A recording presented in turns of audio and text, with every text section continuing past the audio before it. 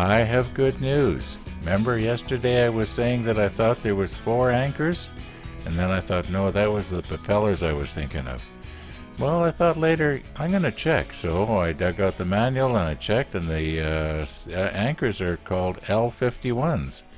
So if I check the parts list, well, there's 4 L sprues. Well, that means there has to be 4 anchors. And there is. We're in business. Now I've spent way too much time already fiddling around and fussing around and poking around with anchors and anchor chains. I'm just going to go ahead and I'm going to assemble this anchor, paint it as best I can, stick it in place, and be done with it. We'll take a look at it later. I know that right now we're dealing with the anchors and the anchor chain, but while I'm thinking of it, I just suddenly realized what these pieces right here are probably for. Here's the hinge, and this piece here would swing out. And I always thought it was to lift something out of the water, but I thought that's silly. It doesn't go high enough up, to lift something out of a small boat that's down here up onto the deck.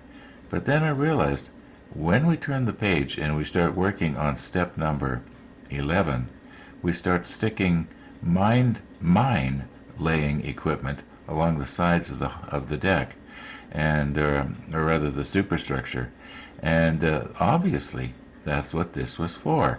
This would swing out on this hinge, and it would stick out. Maybe I should measure this just for the fun of it and see how long it really is in real life. But it would keep the lines that the ship was towing from rubbing along the side of the ship, as long as the ship kept going straight, that is. Anyway, that's what this is for. Now I can't say that for sure because I haven't read it, but it makes perfect sense to me. This is part of the mine laying equipment, and the Bismarck is or was equipped with it. I don't think they would have ever used it as a minesweeper, but or mine laying, but no. Now I've been saying mine laying. Maybe I should have been saying minesweeping, because the equipment that the pieces we will be putting on, probably maybe even tomorrow, were for minesweeping. They were parts of the what they call the sail that pulls the thing out from the sides of the ship, much the way a kite would pull. Maybe they call it a kite. The way a kite works in the air. Yeah, well, it'll do the same thing in water. Okay, let's see if we can do this without touching the paint. That flat paint scratches so terrible easy.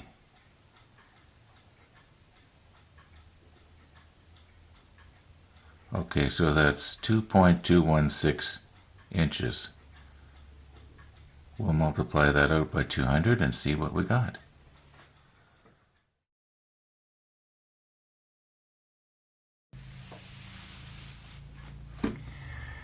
Well, as near as I can tell, everything now is done in step 10, except this little flag post here, this little flagstaff that I said I was going to leave until the end.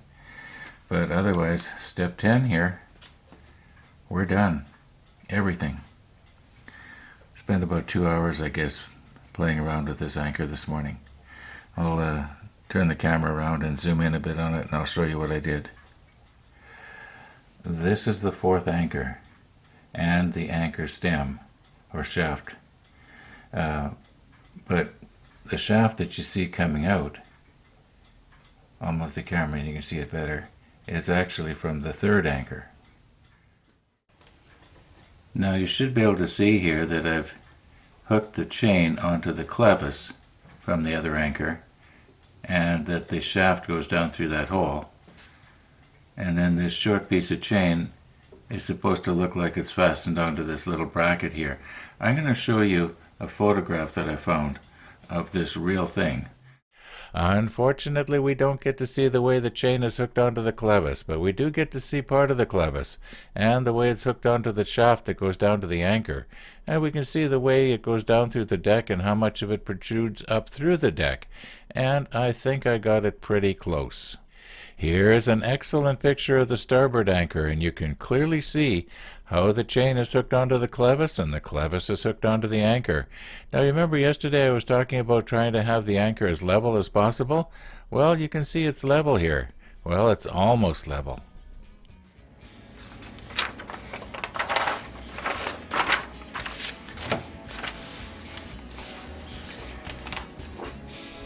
Here we go with step 11.